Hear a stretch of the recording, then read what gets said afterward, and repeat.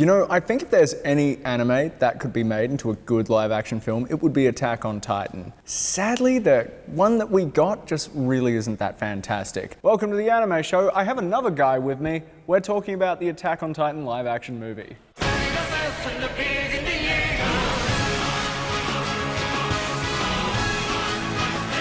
Attack on Titan is set 100 years after giant nude genderless monsters called Titans appeared out of nowhere and just started eating people. The remnants of humanity now live in a giant city composed of 3 concentric walls. Our heroes are Eren Yeager, Mikasa Ackerman, and Armin Arler. Everything is going well for the 3 of them, and then one day a giant Titan with no skin appears out of nowhere and kicks a hole in the wall, which lets all the Titans in, and they everyone up. Eren and Mikasa, who have a really unclear relationship in this film, get separated during the carnage, and Eren thinks Mikasa has been eaten by the Titans. Years later, Eren and Armin join the Survey Corps, and they are both hell-bent on getting revenge on the Titans and reclaiming mankind's place on top of the food chain. As someone who's watched the Attack on Titan animated series, one thing that you immediately notice is that a lot of details and plot and character elements have been changed seemingly for no reason. Also, for some reason, this film, instead of being adoptive brother and sister, Eren and Mikasa are now sort of implied to be boyfriend and girlfriend.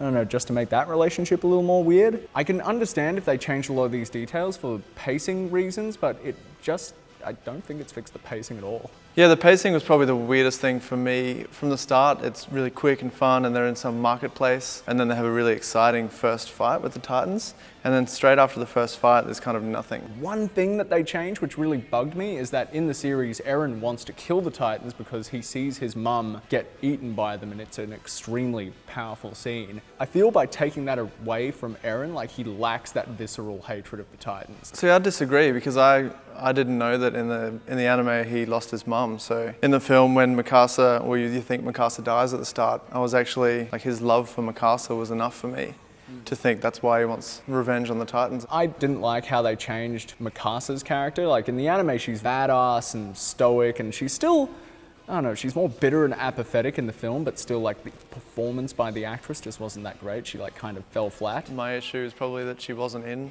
it enough. There's like so many minutes of Eren just staring at stuff when they could have built the character arcs of everyone else. They do try and cram in some of the popular side characters like Sasha Blouse and Hanji Zoe. Yeah, Zoe and Armin, I felt, were kind of the only characters that made the film interesting to watch, because they had some personality. Eren was so sulky, he seemed a bit Edward Cullen-y. Plus, add that blue color grade.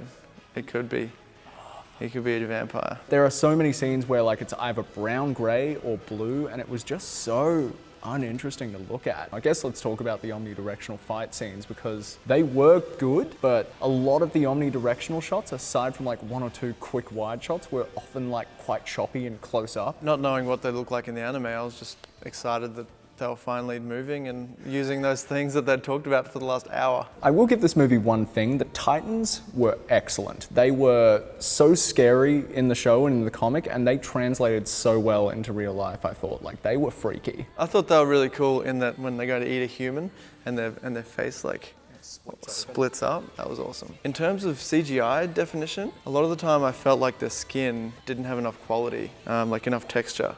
And sometimes I'd find myself looking at the Titans in a scene, and I would step back and think they don't belong in the scene because it's so... They're not there. Yeah, it's so kind of like 2-dimensional skin. It looked rushed. So I guess the interesting question is, why are they splitting this into 2 movies? The ending was so exciting, so now I do sort of want to see the second one, but it's annoying. I just wish they'd, like, made it all into one film. And you think they could have sacrificed a whole bunch of that nothing time with some cool scenes? I felt like there were too many changes that weren't necessary. They could have, like, saved time and made the pace quicker, but they didn't really, so it's just going to alienate Attack on Titan fans. Coming from someone who's never seen the anime, you've got to think, why did they change those? It would make sense if they took away parts of the story to make the story flow better for newbies like me.